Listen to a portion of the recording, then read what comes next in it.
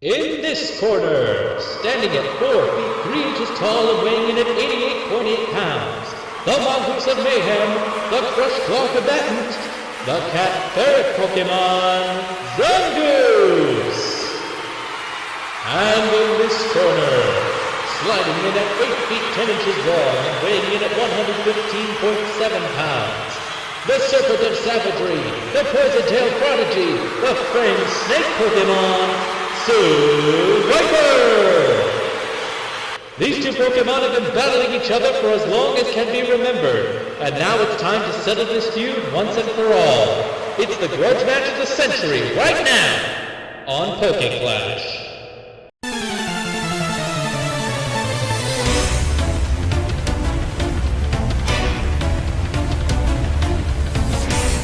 Hello and welcome to PokéClash, where it's an accepted social custom to wait around in the forest and challenge everyone you see to a battle.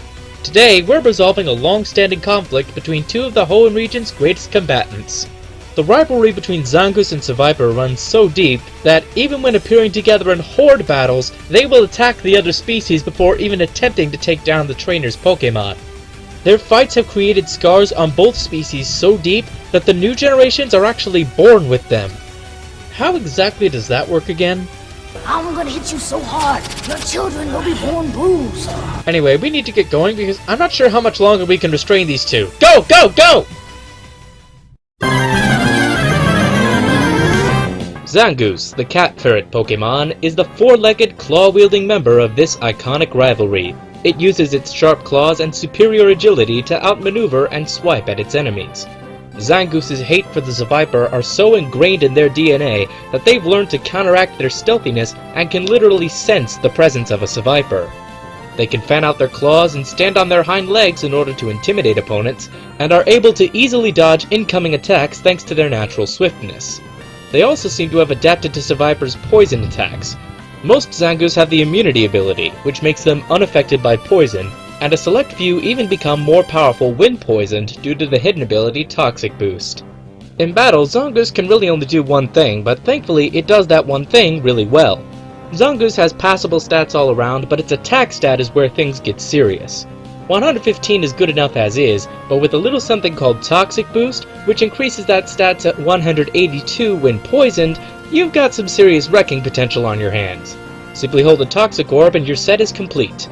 In the ways of attacking, your main move is going to be Facade, which gets both stab bonus and doubles in power when the user has a status condition, like, for example, Poison. Quick Attack can be a surprisingly powerful priority move, Knockoff can hit Ghost types and remove key items, and finally Close Combat can hit the tricky Steel and Rock types for good damage as well. Other options for Zangoose include Swords Dance, in case the wrecking isn't already enough for ya, Protect to keep yourself safe the turn before Toxic Orb activates, Taunt to deter setups, although this can be pretty risky, and Fling, which may not be very powerful, but with a Toxic Orb it will badly poison the opponent. Just make sure it's activated on you before you fling it. As for taking one on, if you have the opportunity to knock off its Toxic Orb before it activates, do so. Its damage output on Facade will be reduced by 2/3. Otherwise, just punch it out. Damage from the Toxic Orb plus pretty much anything you throw at it can take it out in a few hits. Try to outspeed it if you can, or use a priority move like Mach Punch. It gets the job done. Zangoose is more than ready to end this feud, with its crushing claws at the ready. Seviper, the Fang Snake Pokemon, is the poison-secreting, tail-slashing half of this bitter feud. When dealing with ordinary prey, it wraps its body around the target, squeezing until it loses consciousness, and using its poisonous fangs to subdue larger prey. However, when dealing with a rival Zangoose, Seviper counters their naturally greater agility with their own blade-like tail, which can also secrete poison, and can be sharpened much like an actual knife. Also, despite what Pokemon Trainer's Choice may have you believe, it is not the evolved form of Arbok, and is an unevolving Pokemon much like Zangoose. Seviper also had a critical role in the anime as Jessie's staple Pokemon during the Advanced Generation series. She caught it for its aggressiveness and stealthiness, and even ended up using it in a handful of Pokemon contests, making it one of the most versatile Pokemon ever in Team Rocket's arsenal. In battle, Seviper's stats don't make it very viable when compared to some of its brethren, however its decent attack stats can make it work pretty well as a mixed attacker. Seviper became a little more useful in Gen 6 thanks to the introduction of fairy types, so definitely started off with Sludge Bomb for some stab power. Flamethrower can reliably pick off those pesky steel types, Giga Drain can be a small means of recovery and hits ground types hard, and finally Sucker Punch is Seviper's best priority option. Give it a life orb to maximize its damage capacity, and finally Shed Skin allows it to enter in on status inflictors with relative ease.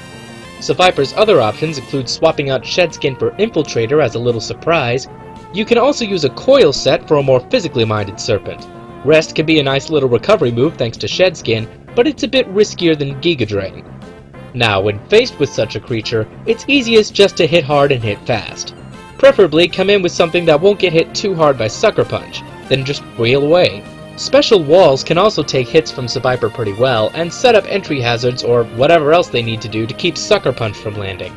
Also, if you want to make taking down a Seviper really easy, set up entry hazards as soon as you can during a match. Sevipers cower in fear before them. Seviper's been waiting for this day for a long time. Tail at the ready, let's head right in. Alright, this feud's been going on long enough. Which one has come out on the top at long last? The people choose you, Zangoose, by a vote of 68% to 32%. Congratulations! Not only have you won this long-standing feud, but you've also won 1,232 Poké-Dollars for winning. Now, head on out to the Safari Zone to try and catch that Rhyhorn for the 12th freaking time. And you make sure to come on back for the next episode of PokéClash, where everyone's a winner with the proper EV training. Thanks for watching. And that's going to just about do it for this episode of PokéClash. Thank you all so very, very much for watching and for spreading your support. I cannot thank you enough. As for the next episode, we're going to go back to the very beginning. Well, not quite the very beginning. That would just mean doing all Gen 1 Pokemon. But we are going back to the very beginning of each game. It's the Rumble on Route 1. In which we take every normal type that you encounter first in any Pokemon game, and put it up against every flying type that you encounter first in any Pokemon game, and just see which one has been better represented. Over here are the combatants. Down there is the link to the voting poll. And right over here is the link to subscribe to my channel to know when that video is gonna come out. It should be coming out on July 29th, but you know, might as well just make sure, double check. Once again, thank you all for watching, and I look forward to seeing you in the next PokéClash!